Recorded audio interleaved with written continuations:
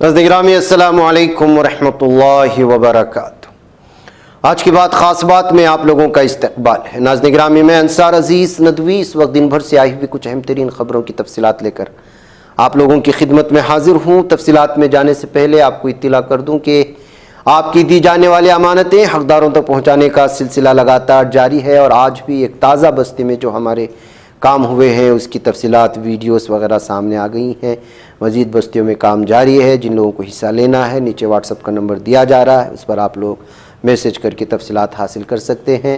آپ دیکھ سکتے ہیں، میں آپ کو یقین کے ساتھ کہوں گا کہ آپ جن لوگوں تک آپ کی امانتیں پہنچ رہی ہیں آپ اندازہ نہیں لگا سکتے یہ کتنی دور سے آتے ہیں اور کس قدر خوشیاں ان کے چہروں پر نظر آتی ہیں جب اس طرح کی محفلیں، اس طرح کی پروگرام یہاں پر منعقد ہوتی ہیں۔ یہاں کام کرنے والی ٹیمیں بہت ہی زیادہ اپنے انداز میں یہاں کی تاثرات پیش کرتے ہیں، جس کو دیکھ کر کے خود ہم بھی اچنبھے میں رہ جاتے ہیں کہ امت کا ایک بہت بڑا طبقہ اس وقت جو پہاڑی علاقوں میں، دور دراز علاقوں میں رہتا ہے، وہ کس طرح ہم لوگوں کے تعاون کی وجہ سے، ہم لوگوں کی امداد سے جو ہے بہت دور چلے جا چکے ہیں۔ ہم ہر سال یہاں پر جو کام کرتے ہیں پہاڑی بستیوں میں، الگ الگ بستیاں سامنے آتی ہیں، الگ الگ لوگ، ان کے حالات اور ان کے پریشانیاں، اور اندرونی سطح پر وہ کس قدر جو ہے محنتی ہونے کے باوجود ان کا گھر کا خرچہ جو دن کا ہوتا ہے مکمل نہیں ہوتا۔ یہ ساری چیزیں جب سامنے آتی ہیں ہم بارہا یہ سوچنے کے باوجود کہ اس سال نہیں کریں گے، لیکن مجبور ہو جاتے ہیں آپ لوگوں کے سامنے دامن پھیلانے پر جب یہاں کی شکایتیں، یہاں کی جو ہے مطالبات ہم تک آتی ہیں۔ وقف ناظرین گرامی، اس میں نہ میرا کوئی کردار ہے، نہ ہماری ٹیم کا، نہ آپ جو دے رہے ہیں۔ دراصل اللہ تعالیٰ راستے کھولتا ہے اور وہ جب ہدایت دیتا ہے تو اس طرح کی چیزیں کرنے میں ہم لوگ کامیاب ہو پاتے ہیں۔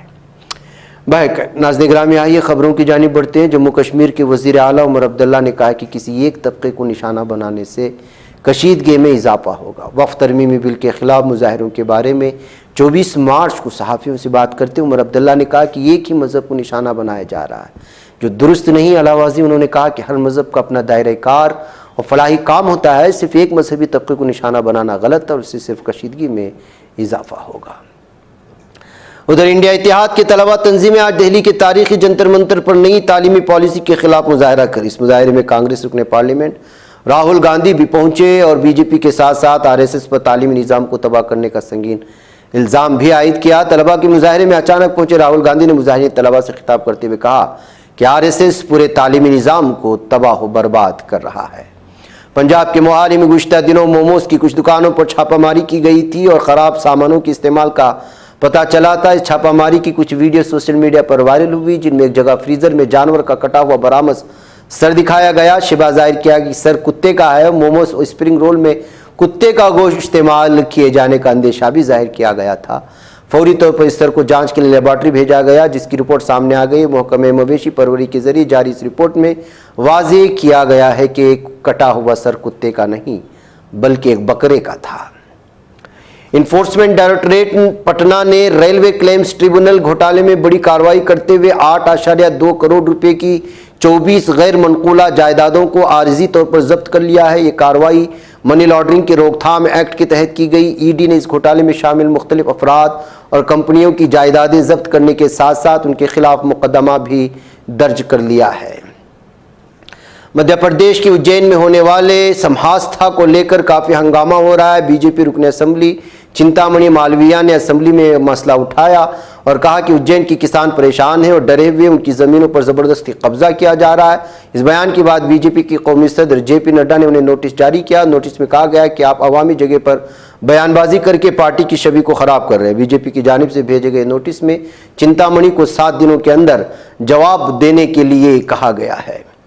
ممبئی کے ودیا وہار علاقے میں پیر کی صبح 13 منزلہ رہائشی عمارت میں شدید آگ لگ گئی۔ اس آتش زدگی میں ایک سیکورٹی گارڈ کی موت ہو گئی جبکہ ایک دیگر شخص زخمی ہوا۔ ایک فائر آفیسر نے بتایا کہ آگ صبح 4:35 پر ودیا وہار اسٹیشن کے سامنے نیتھانی روڈ پر واقع تکشیلا کو آپریٹو ہاؤسنگ سوسائٹی میں لگی تھی۔ احمد آباد کے پاس بلٹ ٹرین پروجیکٹ مقام پر تعمیر کے لیے استعمال کیا جانے والا سیگمنٹل لانچنگ گینٹری اپنے مقام سے پھسل گیا، جس سے اس کے آس پاس کی ریلوے لائن متاثر ہو گئی اور ٹرینوں کی آمد و رفت میں رکھنا پڑا ہے۔ افسروں نے آج اس بات کی اطلاع فراہم کی ہے۔ میرو تھانہ علاقے کے 2 مختلف گاؤں میں اتوار کی دیر رات بدماشوں نے 2 لوگوں کا قتل کر دیا، جبکہ ایک دیگر شخص کے قتل کی کوشش ناکام ہو گئی۔ تترا کے وشال کمار یادو کا ہوائی فائرنگ کر کے اغوا کر لیا گیا۔ بدماشوں نے اس کے سر میں گولی مار کر ہلاک کر دیا ہے۔ کسان رہنما نے عام آدمی پارٹی کے رہنماؤں پنجاب پولیس پر ان کا سامان لوٹنے کا الزام لگایا۔ گزشتہ ہفتے شمبھو اور کھنوری بارڈر پر جاری کسانوں کے احتجاجی مظاہرے کے خلاف کارروائی ہوئی تھی۔ اس دوران بلڈوزر ایکشن کو لے کر وزیر اعلیٰ بھگونت مان کی قیادت والی پنجاب حکومت کی تنقید کرتے ہوئے سوال اٹھائے گئے۔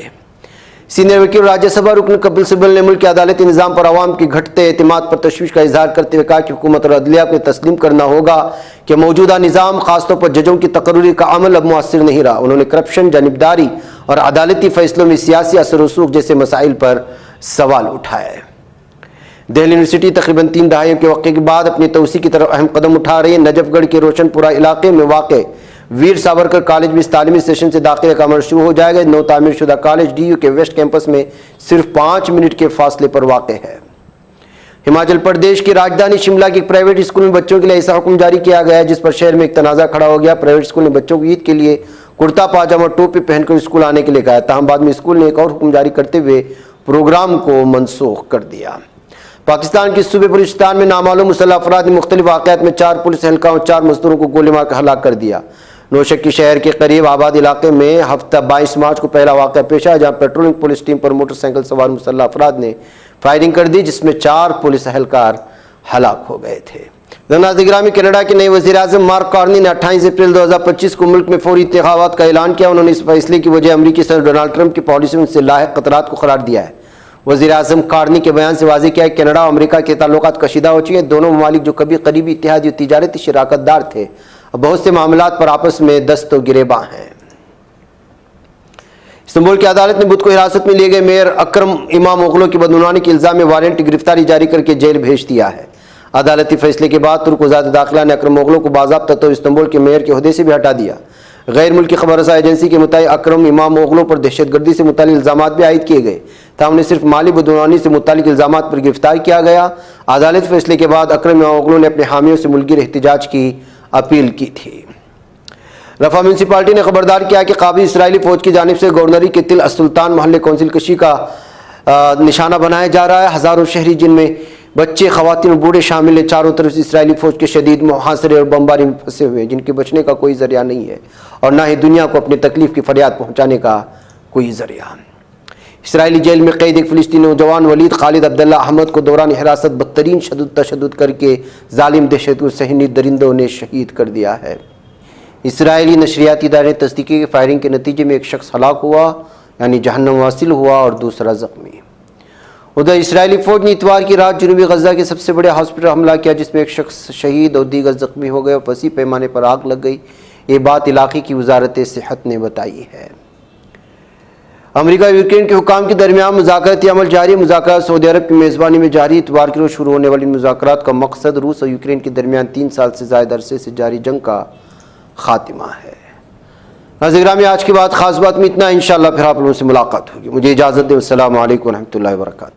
یہ چینل حق نگر بن کر کچل دیتا ہے فتنوں کو، اگر گندی ہو پالیسی تو مرتے دیکھ کتنوں کو، اسی بازار میں بکتے ہوئے دیکھا ہے سپنوں کو، سبھی یکساں ہے یہ پیغام دو غیروں کو اپنوں کو، وطن اہل وطن کا ہے گلے بے خار سیدھی بات۔